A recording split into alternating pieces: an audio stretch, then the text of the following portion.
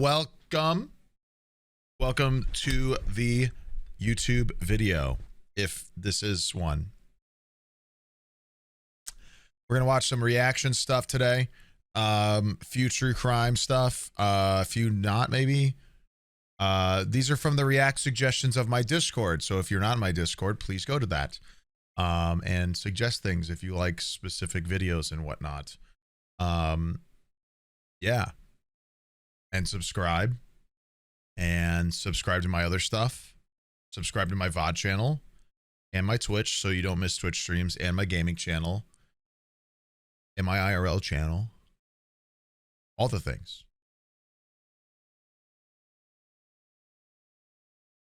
That's it.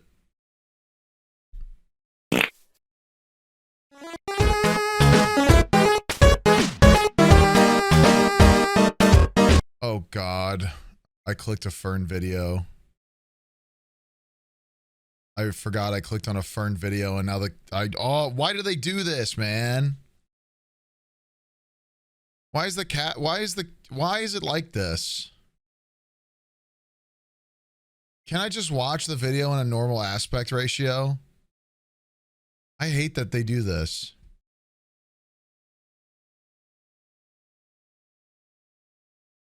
Like, why, man?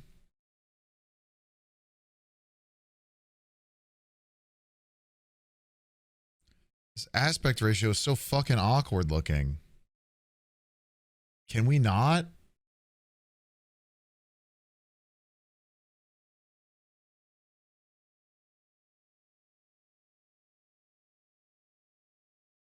Like, what do I even do?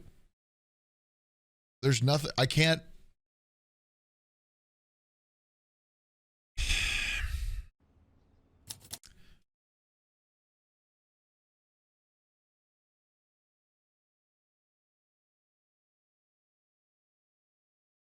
We're going to watch a Fern video called The Hunt for America's Smartest Killer.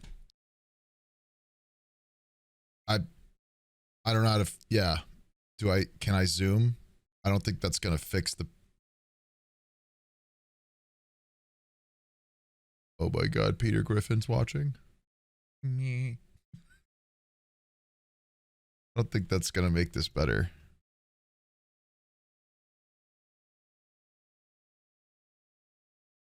Oh, maybe. Actually,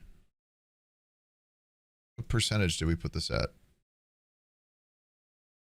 150 kind of made this easier. I mean, it's still like whatever. We're going to watch this video. My motive for doing what I am going to do is simply personal revenge. I do not expect to accomplish anything by it. Lincoln, Montana, 1996. This cabin is the chosen home of Theodore J. Kaczynski, more commonly known as the Unabomber. He's long been feared as America's smartest criminal, a serial bomber who's killed and wounded targets across the country with no clear connection. For 17 years, he's eluded the FBI. It's the largest, most expensive manhunt in the Bureau's history. He's the evil genius they simply can't catch. Likely history's most intellectual serial killer. Well, I mean, he's terrorized the nation, instilling fear in Americans about opening their mail and getting on planes. I didn't know that this was the case, but we did catch him. And he did it all from his cabin. Here is where he built his bombs, where he wrote his manifesto, and where he evaded capture for nearly 2 decades. That's interesting. It's where he turned from off-the-grid recluse to world-famous murderer. This cabin contains all the evidence the FBI will need to convict him. It's located deep in the Montana wilderness.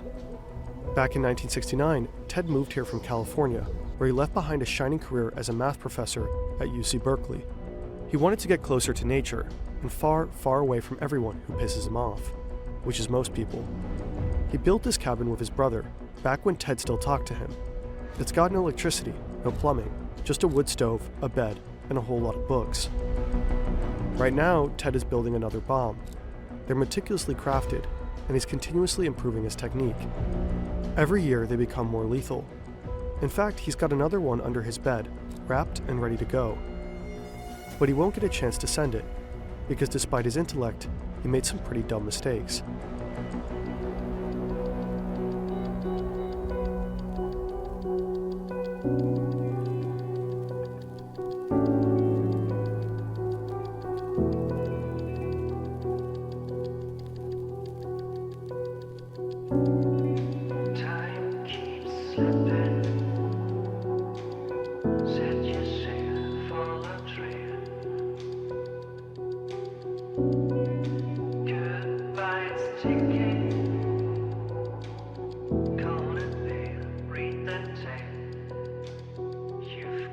So clean.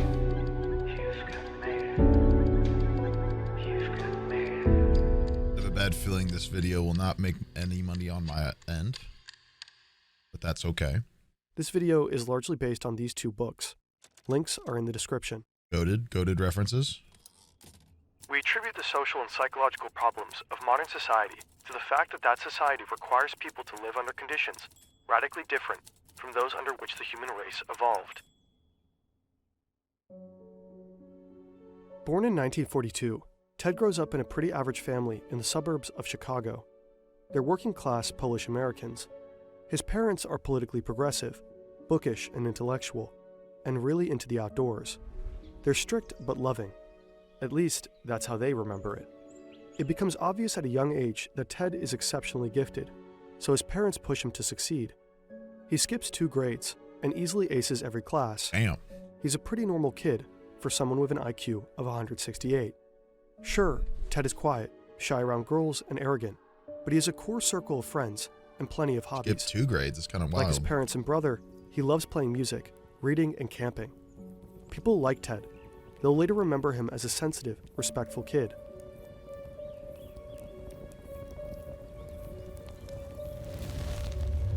All that starts to change when Ted enrolls at Harvard University at just 16 years old.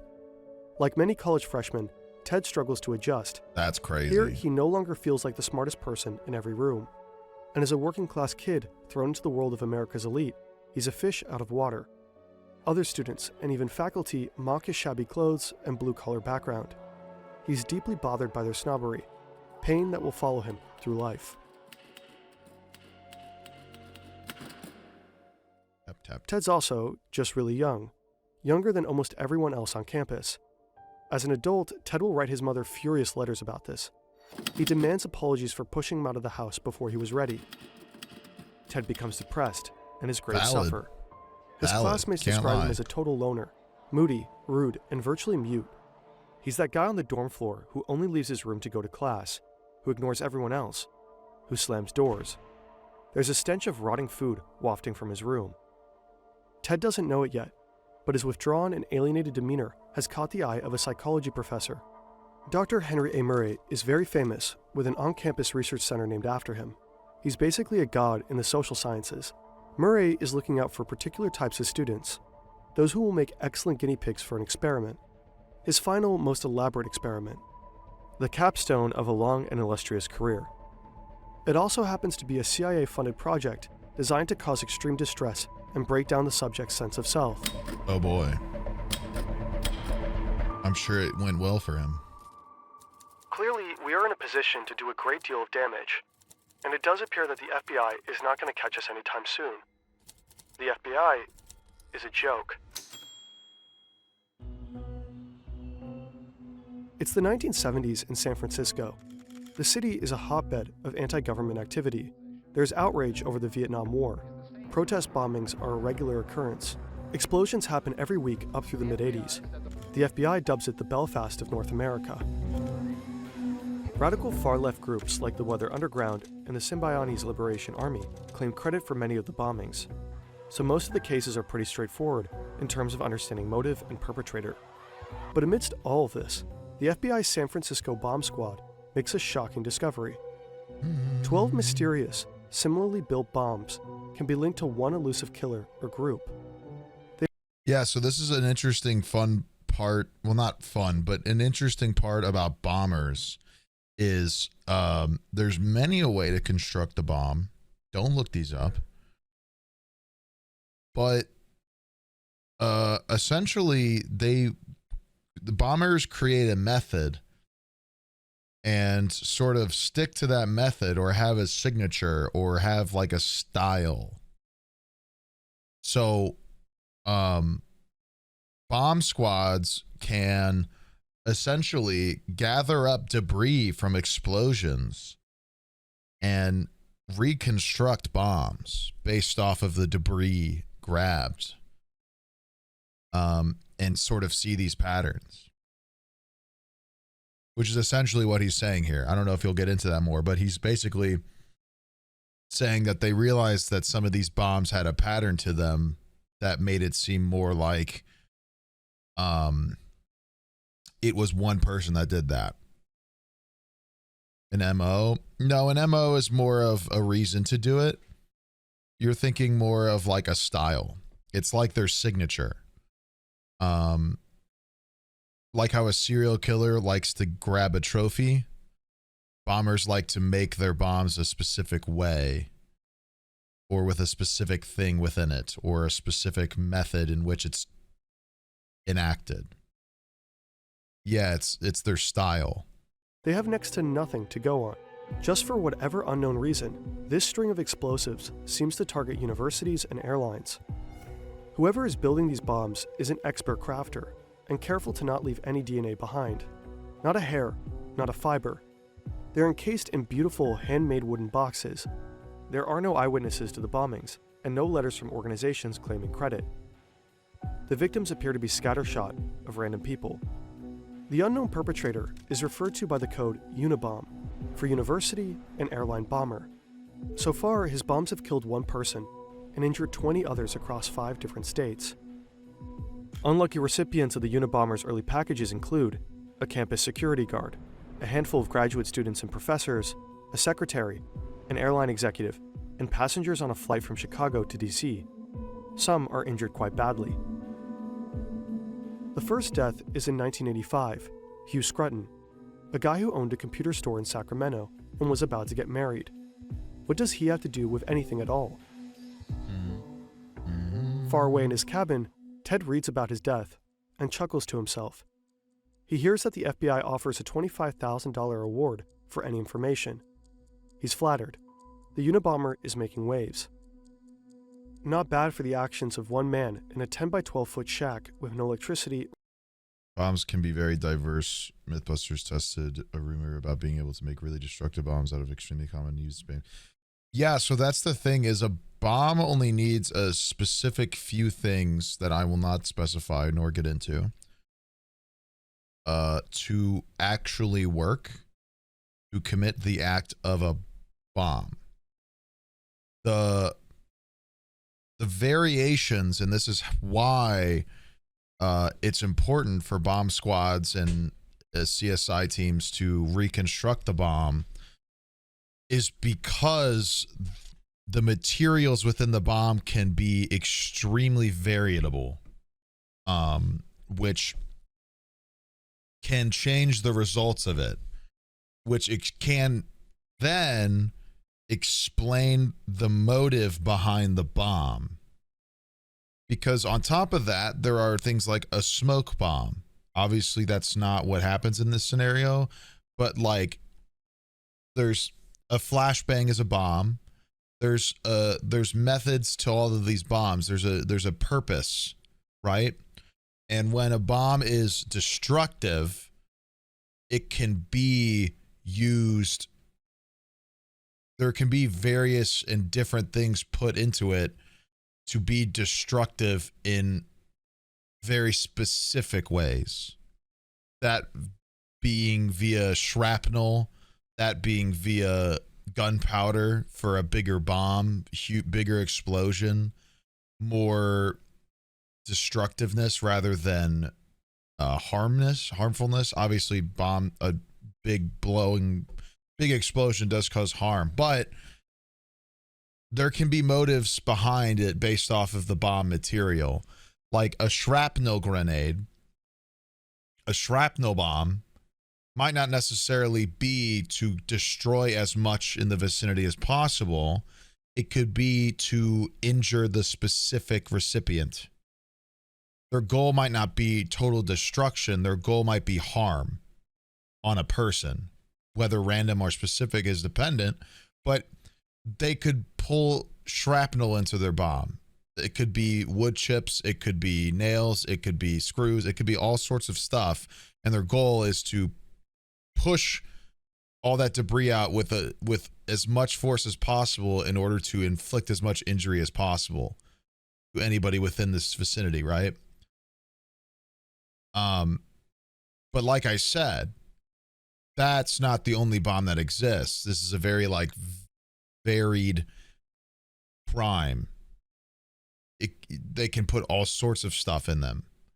I'm sure, like, I mean, Ted Kaczynski's big signature was the wooden box in which the bombs were contained, but I think there's something else within the actual construction itself that does make him unique. I don't know if I'm making that up, but I feel like I remember that being the case. We'll see if they get into that. I might just be wrong. I do know the wood box thing is for sure, but running water or phone service. Pretty hard to imagine now. These days, connection isn't optional. It's how we get around, check in, look stuff up, call for is help. this going to be an ad? All of it.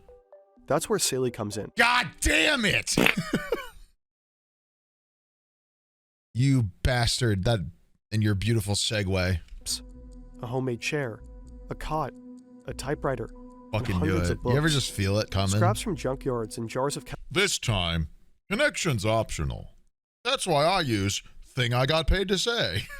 chemicals for making his bombs, binders and binders full of notes, all kinds of disguises for delivering the bombs, like wigs and sunglasses, and shoes with fake I soles. respect it. It's a good segue. It's cramped to the gills, I respect that. but meticulously I ain't gonna watch organized. it though.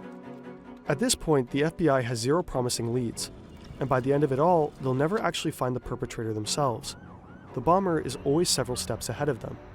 They'll pursue thousands of Bombs dead are ends, hard, man. spend hundreds of thousands of taxpayer dollars, and Like objectively here, bombs are hard to catch. It once again, it all depends on the materials within and in the way in which they're delivered. And in the case of the Unabomber, he was mailing them half the time, if not most of the time. So makes it harder, especially back in the 90s or 80s, whenever, I can't remember the specific years, but in the 90s when this happened, there wasn't nearly as much like tracking expertise as we have in this day and age. You know what I mean? But yeah, like once again, it so much depends on the bomb itself. And the crazy part is some stuff within a bomb could be so monotonous that it could be ruled as part of the area in which was destroyed. That's what goes, this is why bombs are such a fascinating thing within a crime, is because like a pipe bomb is a general term, right? You think of a pipe bomb and you have an idea of what that is, but it could be a lot. It was labeled pipe bomb because people could make them out of a pipe. That's where it sort of got the term. But that's technically like, it could be a lot of things. Yeah, like it was scary due to it being literally a PVC pipe, exactly. But theoretically, that could be a lot of things. A lot of things could technically be a pipe bomb. So, and once again, some things are unfortunately, like it's unfortunately in a way sort of easy to get some materials to make a bomb. The issue with making a bomb is like you could just like blow up and set it off immediately, because it's like a very delicate process that we won't get into because that's going to not be good for public facing value. I definitely don't want to teach people how to make bombs. It takes a lot of precision is the point. It's not exactly a careless hobby. So it takes a lot of time and precision. But once again, the materials can be common. And it can be so common that there are cases where like things are completely ruled as part of the scene when they were part of the bomb. You know what I mean? pour countless man hours into this case. So well crafted why he's targeting the people that he skipped is. ahead, my bad. But the bombs are so precise, so well crafted. There's got to be a motive, right? Pipe bomb is defined by the use of pressure, not the shape. Well, what do you mean? Because the shape also is part of the way pressure is used. So like the shape of a pipe is what causes the pressure in a bomb, in a pipe bomb, to eject in the way that it does. Right? So you're it's kind of you're kind of saying a similar thing, if not the same.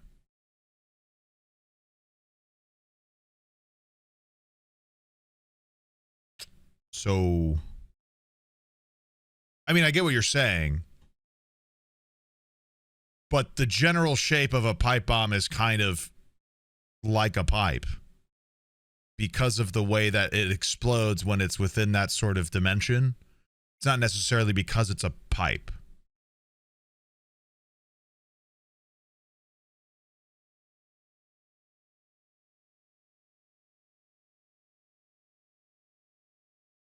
Yeah.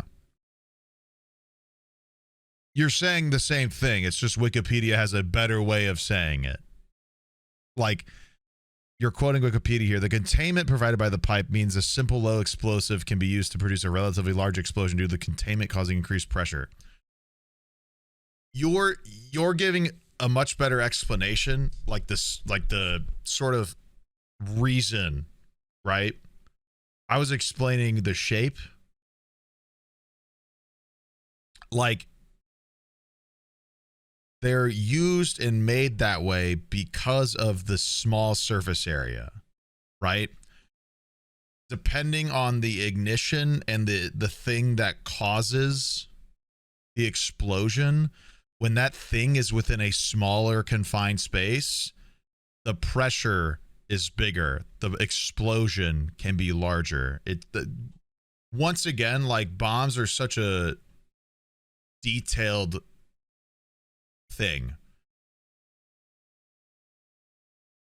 Like, all of it plays a factor, right? Like, all of it is a factor. The shape does, like, what you're saying, you're giving like the definition of why they use that shape.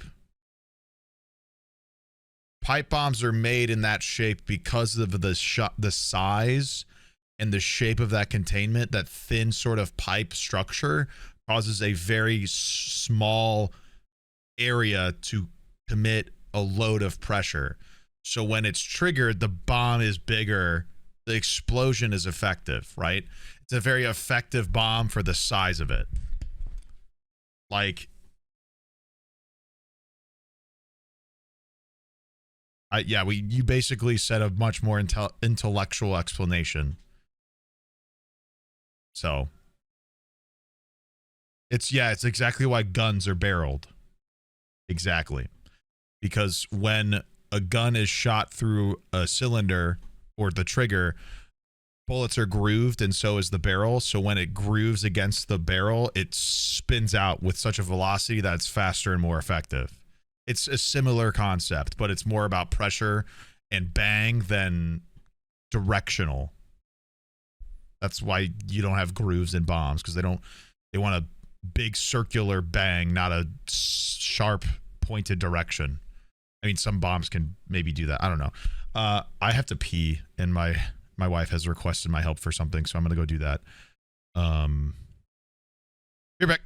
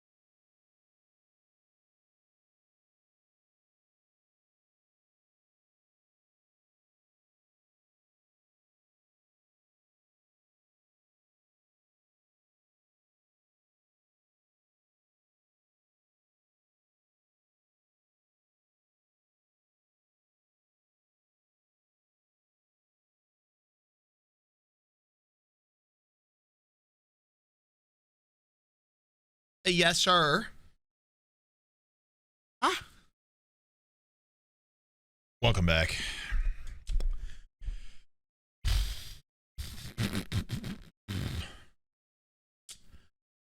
Cirilla Rain, thank you for the 24 months. Elizabeth, thank you for the 20. Anime 80, thank you for the 11. Shelby, thank you for the 9. Keith, thank you for the 15. Panda, thank you for the 55. Blue Birdie, thank you for the 17. Fart month. Right, thank you for the 22. Froggy Shade, thank you for the 43. I don't know where I stopped thinking subs last time. Sorry if I missed it. Oh, excuse me. I'm a little snacky, so I brought some chips up here to eat and not take care of myself. So I'm gonna be like muting and unmuting, so I'm not like loudly eating chips while we watch a video about the Unabomber. But I'll try to make some commentary here and there. In 1987, there's finally a break in the case. The Unabomber plants a package outside a Salt Lake City computer store, and a lady spots him. He's wearing a gray hoodie, sunglasses, and sporting a mustache. The police create a sketch. That's a classic. Post it all around the country. I was about to say this is the bombings classic sketch. Immediately stop, and for 5 years, nobody hears anything from the Unabomber. All kinds of people call him with tips, but the leads go nowhere. The case pretty much goes cold, but the FBI know that it's only a matter of time before he'll strike again. They're sure he's using the time to perfect his bombs. And they're right. In his cabin, Ted is finessing his technique. The upcoming bombs will be a whole lot more lethal. But, as the world will soon find out, he is also busy writing. He doesn't just want his explosives to do the talking. He's crafting a manifesto, one that claims to explain what the mysterious string of bombings is all about.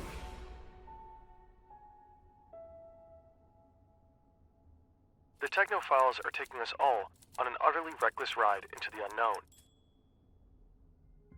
Back at Harvard in 1958, the United States is experiencing huge shifts in culture. The button-up 50s are drawing to a close, and the nation becomes swept up in the space race, the civil rights movement, the sexual revolution, the environmental movement, the explosion of drug culture, and all the while, the Cold War is escalating. The American military is paranoid that communists have developed mind control drugs and brainwashing techniques, and they're eager to catch up, so they're covertly experimenting with ways to manipulate behavior. US intelligence officials are especially interested in developing a perfect truth drug for interrogating enemies, and they believe LSD might be it. But they're also testing a wide range of ways. Yeah. A big part of the Cold War were the delusions of progression of the opposing parties in Russia and in the United States. So basically, both Russia and the US were convinced that the others were way technologically more advanced than they were letting on. And so they were paranoid of both sides were paranoid of the other retaliating in a way that they were unable to anticipate or be prepared for, which sort of spun this Cold War pressure and paranoia. Cold War is sort of an ironic term in the sense that there was no war. It was cold.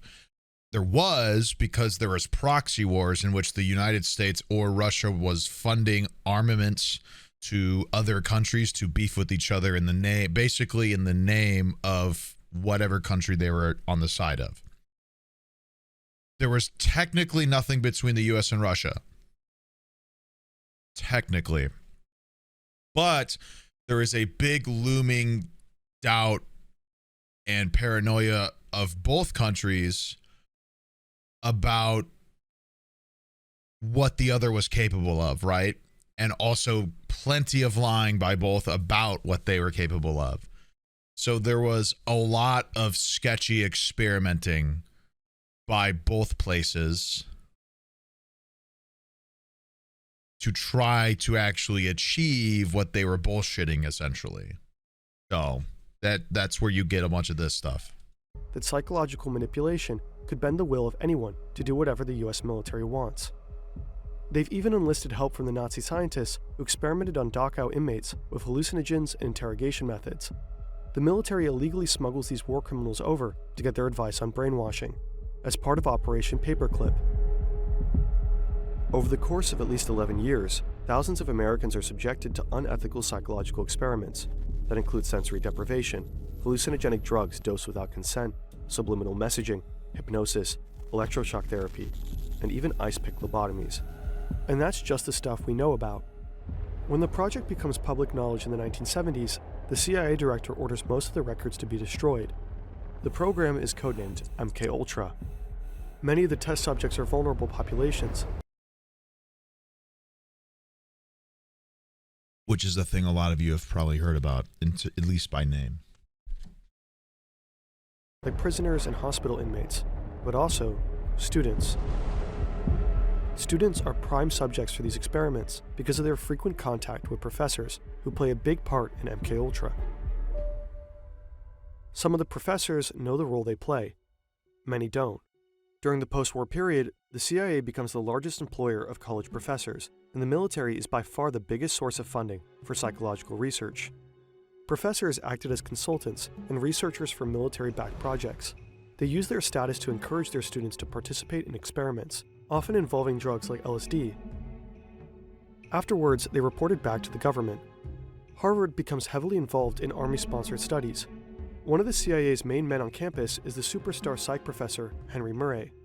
Murray is well known for his studies of personality, and since the CIA's beginnings, his theories have influenced how they recruit new agents, and how— Yeah, man, this is all real. This is publicly government documents. Publicly available government documents that were also very redacted and removed as fast as possible, but that doesn't stop many people, does it? I'm sure there's worse within these documents that we don't have because, once again, redacted. Like I said, they were so worried about Russia having such a force that they did not anticipate that they especially wanted some form of interrogation that would allow them to get that information off of Russia. Because all that they had to go off of was the lies of themselves and of the opposition. So they were terrified of everything. Worried about themselves, worried about Russia, worried about their capabilities, worried about their future, their safety, their own coworkers. So truth serum was an extremely sought for thing. I'm sure it still is. But especially during the Cold War due to all this impending paranoia. So they were extremely insistent on making this happen. Which is why there are many an experiment being recollected sort of pertaining to this subject. Which is fucked up. But you'd be shocked to hear that the government, especially the military, isn't exactly ethical. Nor has historically been ethical. how they interrogate suspects. When Murray and young Ted Kaczynski cross paths, Murray is at the end of his career, and he recruits Ted for his final, most elaborate experiments. They're meant to assess the effects of stress and harsh interrogation on gifted male students. Murray wants to know, what will it take to break an educated, intelligent man? The setup is simple. Ted and 21 other students are asked to write an essay about their most deep-seated beliefs. Then they're told they'll discuss their beliefs with a fellow undergrad. The experiment aims to compare the effects of stress on college men who seem psychologically healthy and well-adjusted, with students who seem alienated, pessimistic, and lacking in identity. Ted is most likely recruited for the second group because he's showing signs of depression. Ted's personal essay stands out as the most pessimistic of them all. It suggests that he was already vulnerable before the abusive test began. He is also the youngest and the poorest in the group. The students are told this exercise is just to study different personalities. In truth, now the real experiment begins. The essays are handed to lawyers trained in manipulation, who are instructed to attack the values expressed in them. The students endure harsh interrogations in brightly lit rooms. They face calculated personal critiques designed to humiliate and erode their sense of self. All the while, electrodes monitor their stress responses. Later, they have to watch these stressful and humiliating moments on video, over and over again, for 3 years. As Murray himself describes it, the tests were designed to be abusive. He's had a lifelong fascination with pain and stress and is known to have a sadistic streak.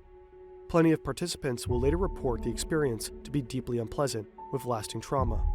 But Ted's responses are the most extreme in every category. Murray's team identifies him as the most traumatized of all. Yes, Ted Kaczynski got MK-Ultra'd. You can read all about it at CIA.gov. In consequence, many claim the CIA created the Unabomber, but that's an oversimplification. It's not so easy to prove how much effect the experiments had on Ted's turn to terrorism.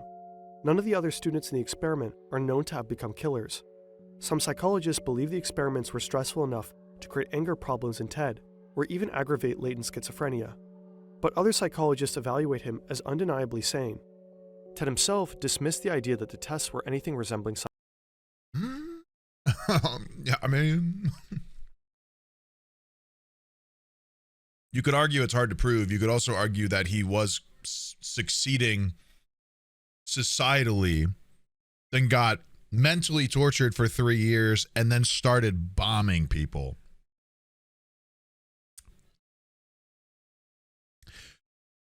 You could draw a connection somewhere in that.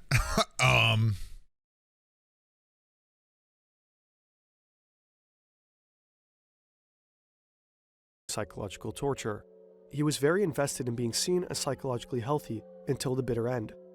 He's taking great pains to not be painted as damaged or crazy. He wanted his murders to be understood in the context of his beliefs, not his personal history. If people saw his actions as a result of trauma or madness, it would invalidate his ideas. Ideas that formed his last year at Harvard. Ted becomes...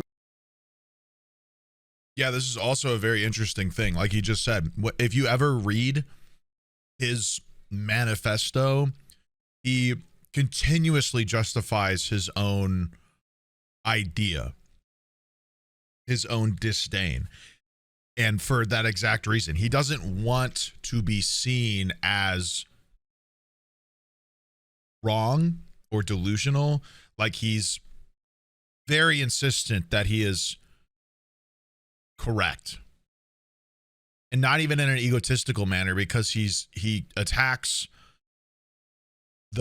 these argumentative points with a strange logic. Unfortunately, an interesting read. That's all I'll say.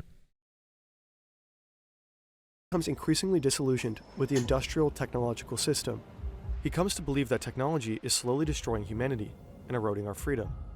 He's horrified by widespread psychological suffering and how industrial technology has severely damaged the planet. He's certain that it'll only get worse the more technology develops. So anyone who helps advance technology in any way is the enemy. Scientists, engineers, business people, what Ted calls the technician class. Ted starts having revenge fantasies and becomes obsessed with how society enforces obedience with psychological controls. He daydreams about breaking away from society and living off the grid. Ted graduates Harvard and goes on to get his PhD in math at the University of Michigan.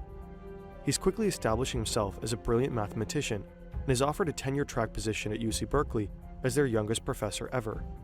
His students don't like him very much, but he's publishing groundbreaking papers on boundary functions. But Ted resigns one day without warning. He tells his family that he's done with teaching math to future engineers who will advance the industrial technological system and continue destroying the planet. Yeah, I mean, is he wrong? Maybe in his method of being upset, maybe in his response. I don't think he's upset for an invalid reason, because it does indeed feel like it's gotten worse over time. I wouldn't be shocked if stuff like AI data centers are beginning to be like harassed. They might already be.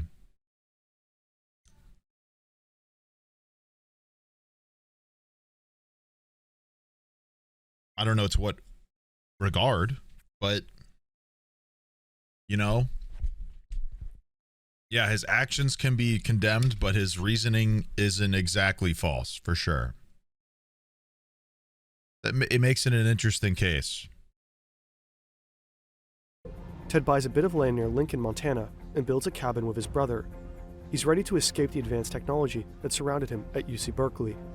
He wants to live a simpler life, far away from everyone he's ever known.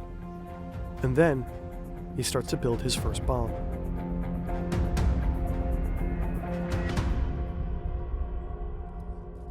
Through our bombings, we hope to promote social instability. In industrial society, propagate anti-industrial He ideas, sure did for a bit. and give encouragement to those who hate the industrial system. In 1993, the Unabomber strikes twice after a 6-year hiatus. Two prominent researchers, a computer scientist and a geneticist, receive packages the size of a VHS tape. The bombs detonate upon opening, and both professors are badly injured. Shortly after, the New York Times receives a typewritten letter. It claims credit for the bombs and says the public should expect more to come. In 1994 and 1995, the Unabomber succeeds in killing 2 people with his mail bombs, an advertising executive and a forestry lobbyist. As feared, his explosives have become notably more sophisticated. Bombings are usually accompanied with demands for money or some kind of action. What made the Unabomber so difficult to understand and to find is that his bombs never came with any requests. They seem to be built only to cause fear, injury, and death. Not a whole lot of years after starting his clarification bombing spree, besides in the his Unabomber writings finally makes his demands at known. his cabin. He writes the New York Times again, announces that he will permanently desist from terrorist activities if they publish a 56-page manifesto. The request kicks off a fierce debate within the FBI and the newspaper, to publish or not to publish. The FBI has a clear policy to not negotiate with terrorists, but they also believe he'll honor his promise and stop killing people. After all, this is what the bombs were seemingly for, to force people to pay attention to his views. Plus, they still lack leads. If the public reads the manifesto, someone might be able to identify the Unabomber, so the manifesto is published. The FBI decides it should just be the Washington Post, though. Guess what? Because it has fewer readers, and the newspaper's stands will be easier to surveil. So they think. Interest in the Unabomber is huge. Newspaper sales hit a record high that day, with lines snaking around the block. Across the country, Americans are eager to finally read what the Unabomber has to say. The manifesto opens with an iconic line. The Industrial Revolution and its consequences have been a disaster for the human race. And though the manifesto is an argument that calls for dismantling industrial society, it's also, unwittingly, a self-portrait. Within its pages, the Unabomber has accidentally unmasked himself. Yep. Everybody writes in their own ways. David and Ted, though 7 years apart and very different, grew up close and loved each other very much. As adults, they had impassioned philosophical debates by mail and shared a lot of the same views. David also worried about technology's destructive effect on humanity. He'd also spent some time living off the grid in a self-made cabin. But David wasn't a killer. When the manifesto is published, he hasn't spoken to his brother in a long time. Ted cut him out when David got married and refused to answer any of his letters. David's wife Linda, a philosophy professor, has a funny feeling about Ted, whom she never met. As the bombings stack up and some of the timings coincide with Ted's travels, Linda tells David, "You've got a screwy brother. Maybe he's the Unabomber." David doesn't want to hear it. Linda doesn't know Ted the way David does. He'd never kill anybody. As a kid, Ted used to cry at the thought of animals getting hurt. But when the manifesto is finally published, David avoids reading it. He doesn't want to admit the similarities. That, like the Unabomber, Ted is an excellent carpenter, and that he had a lifelong fascination with explosives, and that some of the dates match up perfectly with Ted's travels. David only reads it when Linda insists. His jaw literally drops from the first few lines. The killer, like Ted, also hates technology. As it continues, David recognizes idiosyncratic word choices and logical arguments that Ted uses all the time. There is no escaping the truth. Ted is the Unabomber. So after some moral qualms about betraying his brother, David alerts the FBI.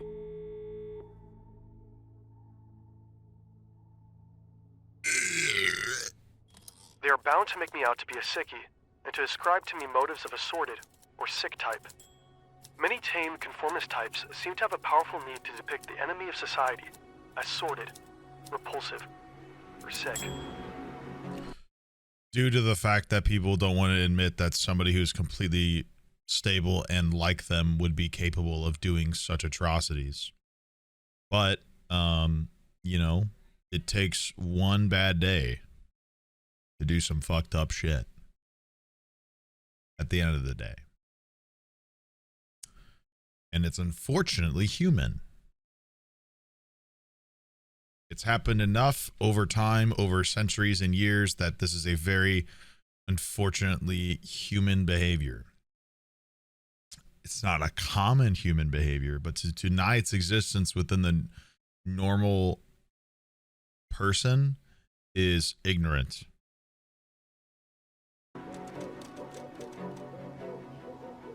Lincoln, Montana, April 1996.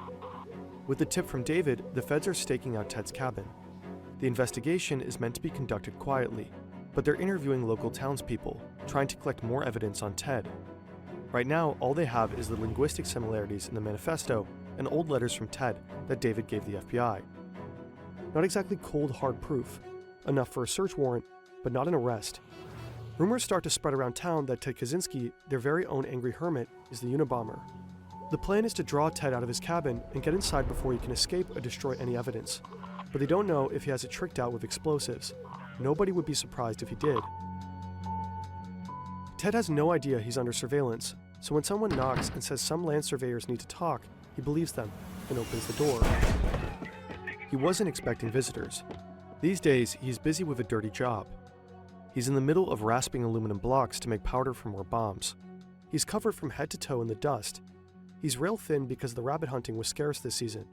Ted's hair is wild and his clothes are literally rotting off of his body. But what does he care? He's not trying to impress anyone, and he can clean up fast if he needs to blend into society. Too bad for Ted. He'll be photographed in this state, filthy, emaciated, and in severe need of a shave. The image will circulate around the globe and will not help Ted's desire to seem sane. When the feds swoop in, they find 40,000 pages of journals and plans, most written in code. The code is more complex than anything the FBI had ever seen, more convoluted than codes the KGB used during the Cold War. But Ted also left the key to the code in the cabin. Without it, the FBI wouldn't be able to decipher the decades of written confessions that definitively tied Ted to the bombings. They also find a bomb under the bed, ready to be mailed to an aerospace company in Dallas. Now the FBI has all the evidence they need. They lock up the cabin and take Ted to prison. He does not dispute that the journals with the confessions are his. In fact, he wrote them partially so that nobody would try to say he was crazy. Ted's family and his defense team attempt to convince the jury and the world at large that he is mentally ill. They're doing anything they can to avoid the death penalty, which frustrates him. He tries to fire his lawyers and defend himself. He would rather die than allow his lawyers to plead not guilty by reason of insanity. Ted pleads guilty to his crimes and is sentenced to life in prison. Behind bars, he never stops writing. He publishes 2 books and keeps up a lively correspondence with a wide array of journalists and admirers. He also finally makes some human connections.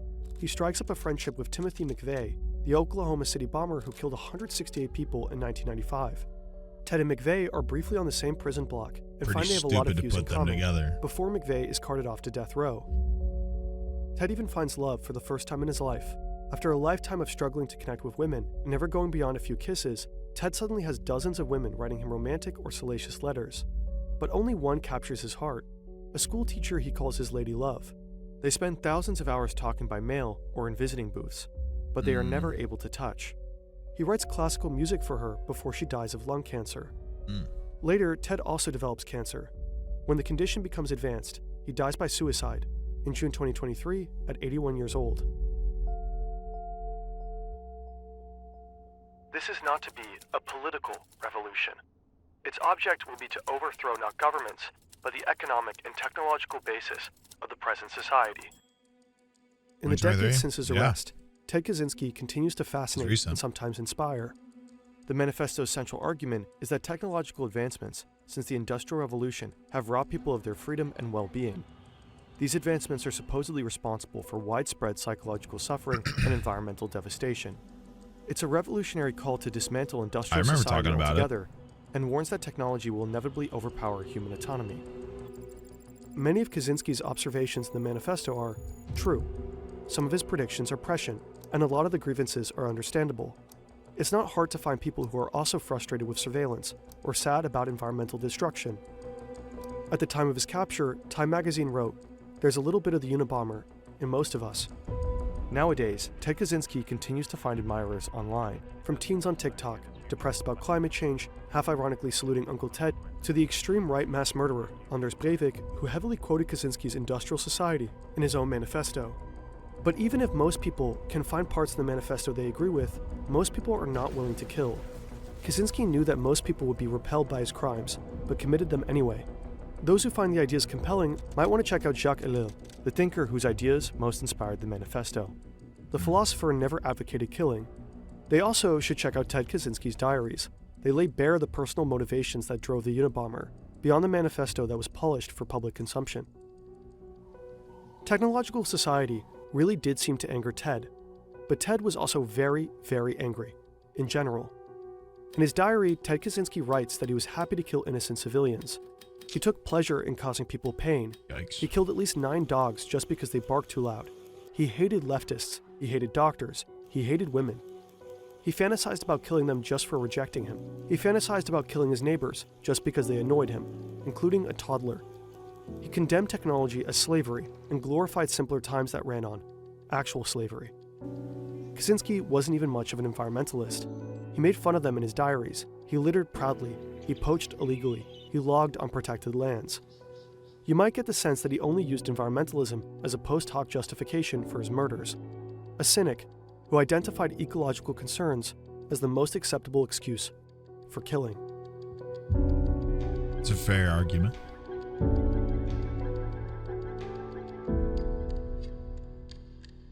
There's a lot of concern for society through technological advancement rather than just environmental damage, to be fair. But yeah, that's the Unabomber.